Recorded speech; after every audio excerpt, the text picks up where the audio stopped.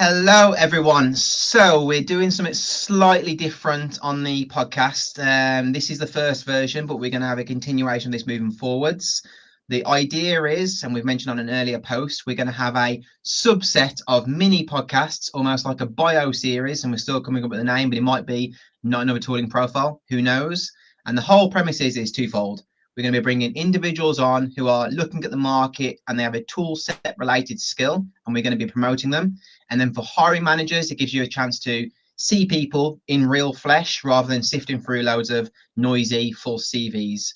The first person we have on here, I'm really welcome to introduce, is Tarun. Tarun, you want to give yourself an intro to the people watching? Hello. Hello, everyone. Hope everyone's okay. Hope everyone's well. Matt, first of all, thank you for inviting me on. And yes, I'm Tarun Dewat. I am the head of IT service management currently at Sandown West Birmingham Hospital. And like Matt said, I'm in the market. I'm actively looking to see what's out and about and trying to find new opportunities. So thank you, Matt. Yeah, and thanks for coming on and going through this very trial version of our first launch. So I guess before we talk about the market thing, let's just go back in history, man. Yeah, so we've been talking and we've had some good conversations on a tooling related basis, and I think when we've been doing the podcast in the past, we've got a broad spectrum from strategy, financial, technical deep dive stuff, a broad spectrum. So from a tooling perspective, it'd be good to, I know, position yourself. Where do you fit in the tooling ecosystem? I know we've spoke a few times already, so I'm aware, but give people understanding of where you fit in the world of tooling. So the world of tooling, I like to be somebody who is not just a user but an innovator with tooling. So I look at things slightly differently, especially in the IT service management space. So where we look at reference numbers and we ask around asset management and we look at CMDBs, etc., etc. The one thing that we have stopped doing where I currently work is asking for reference numbers. And it was so difficult to find a tool that will allow us to do that. Yes, surely you can search by name, but you've got to click here, here, here. But working with the current vendor, what we've been able to do is develop the tool set with them and default the default search to name rather than reference number. I think that's where I sit. But I always like to push forward as well. I like to ask, why are you doing such a thing? And I like to always have conversations with the ITSM tooling experts as well and the developers to ask them if they've looked at things slightly differently and take it from there. Nice, Tarun. And maybe we just go back in. I can't count the number of years very quickly, but 2009 service desk analyst. That's like trodden path for most people in IT. I've started on the desk. I've got a lot of respect for that path because that's essentially how I started as well. So, day one, September 2009, what are you doing? Perfect. So I've walked into this job out of university, absolutely shaking. It was my first ever role in a professional role in the IT space, and I remember taking that role, being successful in the interview experience, and walking out of the interview experience with shaking legs. But I was quite successful in getting the role, so we started. It was a huge learning curve, absolutely huge learning curve. I learned more on that desk in the first 2 years than I did at university. Yeah, I can imagine. Hands-on experience is amazing, isn't it? I mean, within the first 2 weeks, I made a big mistake. I broke our main print server, not knowing what I was doing, just thinking, oh, it's Windows and blah blah blah. But back then, we used to use something called IBM mainframe. Not sure if you're aware of it. Still around, man. They're still around now. People are relying on those. They hold up a lot of the UK technology infrastructure right now. Yeah. So yeah, that was really fun. I remember one of my colleagues panicking, saying, "Oh my God, you've just done this!" But my manager at the time, he said, "Look, you've made a mistake. You've owned up to it. It's okay. Let's work it through." That was a big lesson for me. Just to own up and say, "Oops, I've made a mistake." Yeah. We're all human. We're going to make mistakes, and that stuck with me throughout. Yeah. So I did quite well there, and then 6 years on, I then got promoted to the service desk supervisor role. It was a new role that was created. I applied for it and I was successful in getting it. And it was my first step into IT service management. I never saw the other side of it. I never saw the management side of it. I always saw, right, I need to get these jobs done. I need to ensure that the end user are working, blah, blah, blah. Now it was giving me the reins to make something great of what we've done so far. And Do you remember which ticketing tool you was using back in 2009? I do, yes. It was Infra 8, it was called. It was a VMware product. So Infra used to be their own tooling product. It was then brought out by VMware. VMware had then renamed Infra 8 to Service Manager. And from there, I was just saying, I thought, how can we make this better? So I was working with VMware. There was a guy called Chris there. And we used to talk, and I used to think, right, we can bring these reports into the tooling system. Why am I having to create manual reports? How can we get to automated reports? Blah, blah, blah. We're in 2015, the year of Back to the Future. So we were working that through there. I then found an opportunity. After that, we made some really good progress there. But then I found an opportunity as a contractor at Birmingham Community Healthcare. That service desk, I was broken. Yeah, they answered calls, but there was no processes around it. There was no structure around it. There was nothing around it. We then started working that through.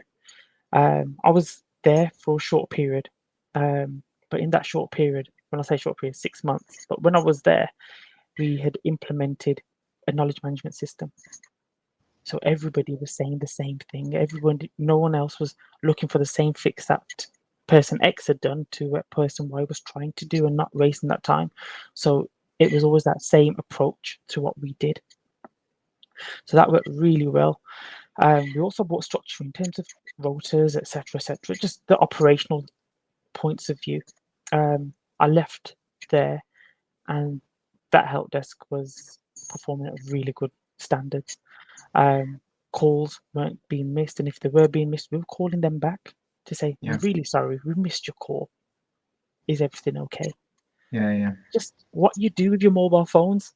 If the person that has rang you, and you do like them, you will call them back. But if you don't like them, you ignore them, don't you? So that's what we've kind of done there.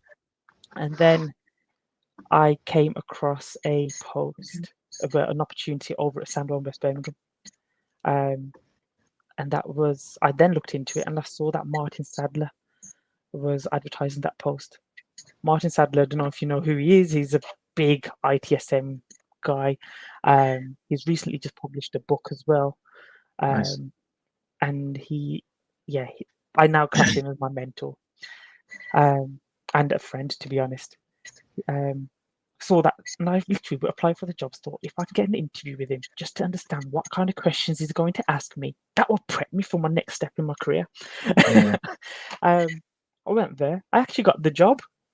Nice. And that was really, really good. So we were there for 6 years. Well, I've been there for 6 years so far. And what we've implemented and how we've grown. I mean, Sandwell West Birmingham Hospital, the IT department was in the papers about how poor it was in terms of Wi-Fi. We've now been, in the last 6 years since we've all been there, we've achieved many awards. We've now got the confidence of our users as well. I mean, you may have seen on my LinkedIn, I'm all about the end user, the end user, the end user. It's not about the stats. It's not about what it looks like from the outside. It's the whole watermelon effect. To me, it's how do my end users see us? But there's one thing though. You say about not about the stats and stuff, and I think what was interesting when we first spoke is your attention to the detail from a metrics point of view, and I think that gets lost a lot in the IT world. You should just like live on it. But then when we was having our conversations around even the pop-up shops and things you create, maybe talk about that for a second. But the numbers behind that whole notion, I think, is super impressive as well. So maybe just talk about that a bit. So what we then started thinking is around why are people calling us? So on the service desk, you and I have both been there, Matt. First thing on a Monday morning, I forgot my password. And it's, why are these people calling us? Why did so many people forget their passwords? So we then started digging deep into why they're forgetting the passwords. What passwords are they forgetting? Oh, it's because we haven't enabled single sign-on. Let's enable that and let's see what that does. A metric was then born per user per year. So what we basically look at is how many tickets does each user ring us for? How many are they raising with us? So when we initially measured it all out 3 years ago, we were at 9.8. So 8,500 people worked in the organization, and we calculated it to 9.8 of our users. Sorry, each user was calling us 9.8 times a year, which is a lot. Almost, quick maths, about 75 to 80,000 calls a year. Yeah. To this current day, we're now down to 4.8. So we've reduced 5 calls per user. And 5 calls per user, the way I see it, is there's me disturbing you initially. So when something doesn't go right, you think, bloody IT. Then you disturb the person next to you and say, are you having this problem? Then you both try to fix it. So you probably wasted about 5 to 10 minutes there. Yeah. You never think about that side of it. You think about it when it lands, but of course, Exactly. you're always going to get collaboration, especially in office setting. More importantly. Yes. So you got your 5 to 10 minutes of wasted time there. You then ring the service desk. I mean, back when I joined, this average time to answer a call was 19 minutes. We've now got that down to below a minute. So if we take in the wait time as well, so this person who's already frustrated because IT doesn't do what IT is meant to do, so call it 3 minutes on an average wait. So we're at 13 minutes. Then we answer your call. Our average call handling time was about 7 minutes. So far we're at 20 minutes of wasted time. And we may not have even resolved your issue. But now if we times that by 5, that's 100 minutes we've just given back to the end user. And the world that I work in is clinicians and patients. So that's 100 minutes of patient care we've just given back. But not even just patient care. We all see it on the news. Clinicians don't get time to go have a drink. They don't get their lunches. They don't get to go, what we will call as a normal toilet break. Yeah. We've now given that time back. So that's how Puppy came around. And we call it Puppy because it just stays there. It's just in your mind, isn't it? So it's just there. That then brought in another statistic that we bring in called combined wait. Combined wait is how much time are people waiting. So for example, if I've got 7 people waiting on my phone lines and each one is waiting, well, the first person is waiting 1 minute. The second person has just joined their queue 30 seconds after, so they're 1 minute 30. So we're already at 2 minutes 30 that we've wasted of the organization's time. Then you've got 3 minutes, then you've got 10 minutes, blah, blah, blah. So it's accumulative of how much time has been wasted. My director at the time, Martin, he used to always say, Tarun, you're wasting 28 minutes of my time. And I used to look at the board thinking, how is this? What? And he was like, you've got 7 people waiting. Yes, it's saying 1 minute is your longest wait at the moment, but look at the queue and be like, yeah. Combined wait was then born. So those 2 measures is what's allowed us to grow the service and think of innovative ways and how we can develop new things. You mentioned the shop, Matt. So us at Sandwell, we've created an IT shop across 4 of our sites. So we've got 6 hospitals, but we know what our 4 main sites are. So we've got the shops there. What it literally is I need a mouse. A mouse will cost us £6. And the old previous way of collecting the mouse was ring IT, wait on the phones, get IT to log the ticket for you, send the ticket over to Second line team will come and deliver the mouse to you a couple of days later. What we've now said is, you need a mouse, just come down to us, come and pick it up. It's okay. So what we've taken away there is all the admin. I don't want our end users logging tickets. That's admin work. That is what we're here to do. That's what IT is here to do. I'm not going to be asking a surgeon to log an incident or log a service request. Just tell us and we'll do all of that stuff for you. Yeah. So we created that. To quantify it though, Matt, we created a walk-in shop at Rowley Regis Hospital. And the main base was Sandwell Hospital. In peak traffic time, wasting an hour's worth of travelling to Sandwell Hospital and then an hour's back. That's 2 hours wasted. But what we didn't take into consideration was the parking times. We've all been to hospitals. Finding parking on hospital is horrendous sometimes. Yeah, New Cross, man. There you go. So if you look at 10 minutes of wasted time of parking your car, that's 20 minutes. That's 2 hours 20 that we were wasting to pick up a mouse, for example. We created that space there. We have now, and then in the first month of us putting that walk-in shop, we saved 187 hours. Nice. 187 and it's largely as well not necessarily cheap time or cheap hours that's been wasted there either, right? Exactly. So there was loads. I mean, 187 hours. The patients are getting what they wanted. Patient care had increased. Staff productivity had increased, but staff well-being had also increased as well. They were also able to have drinks, but what they're also able to do is see the face of IT. They could pop down to IT to say, you're going to be releasing this next week. Do you want to is there any chance you can quickly show us what it is so we're ready for it? So it's that whole engagement as well. It's just been an amazing journey. No, it sounds super good with the detail as well. So we're going to try and keep these sessions quite short. Yes. So we're good background, and I think the stuff you're doing now is super fantastic, especially the measurable things. I was really impressed with that before. But like, what does New World look like for Tarun? Like, what would be ideal next? Like, what you're looking at? So I think a new world for me now is to seek a new challenge. Carry on with the innovation. Carry on with being outside the box, not fitting inside the box, but also moving things forward as well and helping people move forward as well, and trying to free up that wastage and get rid of that wastage for the end users or the customers as well. So that's where I am at the moment. That's what I think the new world looks like for me. Yeah, and I suppose just an ever detail behind that is, you're not managing a small team right now. You've got quite a lot of people that depend upon you. So maybe give us a bit of an idea, because you've not really covered it. Like, what is the structure you're currently managing from a service desk and below perspective at the moment?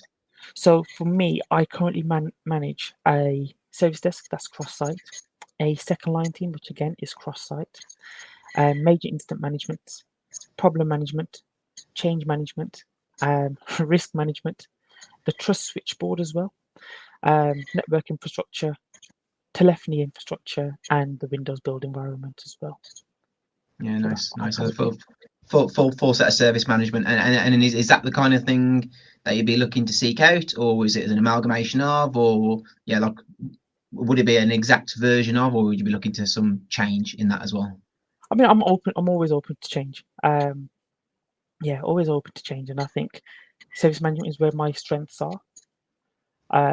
I mean, we've discussed before about the infrastructure side of things as well, looking at things from behind the scenes. So where we've been speaking about how we've got rid of tickets and got rid of calls in the infrastructure world, I'd be in the seat to be able to drive those initiatives forward as well. Yeah. So I think that's where I am. Oh, super. Okay, Tarun, thank you very much for that. And hopefully people watching this or watching the playback, because it'll be reposted, will find it useful. If people want to reach out to you, I'm trying not to use the word reach out. I'm reading this book at the moment and I'm trying to not use words. Jesus.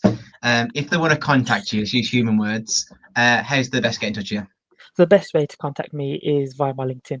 Have a quick look at my LinkedIn, message me, reach out to me. We'll have a conversation. Brilliant. Sounds good. And for everybody else, so this is the first in our mini series, which I think the name is probably going to be Not Another Tooling Profile, to keep within the Not Another Tooling podcast flow. We'll see. If you want to come on this and do a short bio session, these are going to be 15, 20-minute sessions. It's all about like you, your history, your career, what you're looking for next, that kind of conversation. You don't have to be looking for a new role, because once these videos are up, they'll be there forever. It's more about getting awareness. So, you know, I mean, in the future, if you did want to move, or more so proactively, if someone saw you and thought there was a position for you, this could be a great little space. So I'll feel free to contact us directly through the page or myself, and we can arrange things. But these will be an ongoing series now moving forwards. Tarun, thank you very much for coming on today. We still need to arrange that coffee at Burgess. That's still not been done, so we'll arrange that. And hope you have a very good day. And I'll catch you soon. All right. Angie, thank you. Take care. So, bye. Yes, bye.